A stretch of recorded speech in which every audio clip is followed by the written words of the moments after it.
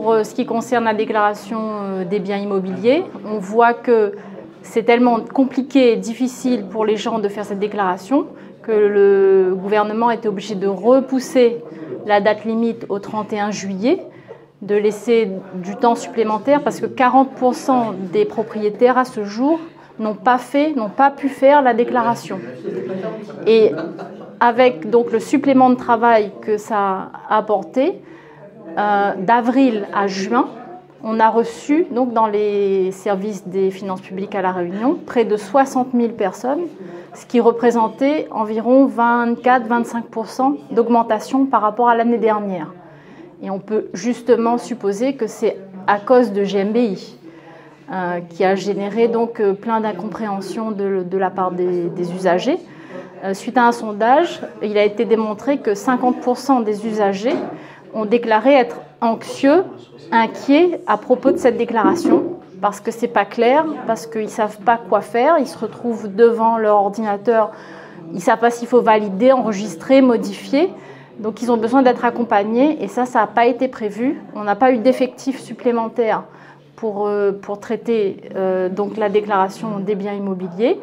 Les gens sont obligés de le faire sous forme dématérialisée. On n'a pas prévu non plus de déclaration papier. Ça a été clairement assumé et les gens qui sont en difficulté, forcément, se retrouvent à venir chez nous, ce qui augmente considérablement la réception.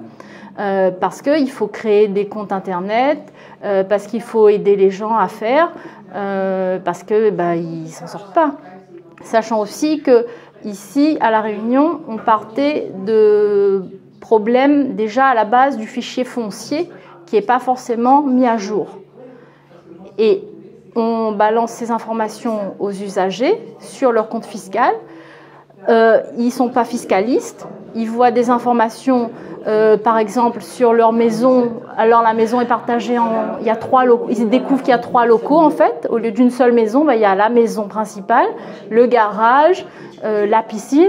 Et ils ne comprennent pas pourquoi ils doivent mettre des occupants dans les 3. Pour eux, il n'y a pas d'occupants normalement dans une piscine, il n'y a pas d'occupants dans un garage. C'est parce qu'en fait, les locaux ont été éclatés. Et du coup, on se retrouve, donc ça c'est notre langage fiscal, mais on se retrouve avec des contribuables qui doivent en fait se mettre à la place de l'agent des impôts, de faire le travail, les déclarations, alors qu'il n'a pas la connaissance. Et donc, imaginez-vous quelqu'un qui ne comprend pas pourquoi est-ce que je dois mettre un occupant dans ma piscine, un occupant dans mon garage. Voilà. Et concrètement, on a déjà alerté notre directeur en local. Notre rôle aussi, c'est d'alerter parce qu'on voit que les collègues sont en souffrance. Parce que là, ça fait des mois, donc depuis avril, les collègues sont sur le pont, à gérer en même temps les déclarations de revenus, parce qu'on a tendance à oublier, mais il n'y avait pas que GMBI, il y avait aussi la déclaration de revenus, comme tous les ans.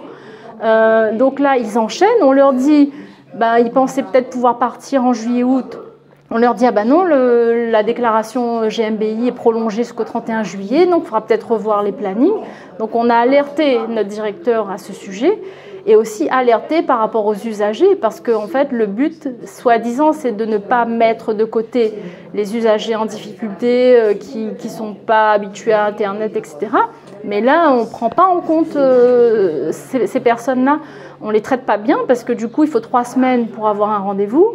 Il y a plus de 6000 messages. Si on envoie un message par Internet, on peut toujours attendre une réponse, on ne l'aura pas tout de suite. Et en fin d'année, après, il y aura la taxe foncière. Donc, on a alerté sur tout ça. Clairement, ce qu'on réclame, nous, depuis toujours, c'est plus d'emplois. On nous rajoute des déclarations à faire, mais on supprime des emplois sous prétexte que ce sont les usagers qui vont le faire à notre place.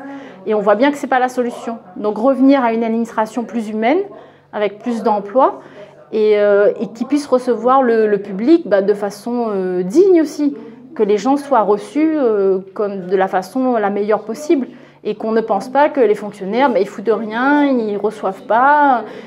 Voilà, c'est ça où on aboutit à ce genre d'incompréhension aussi.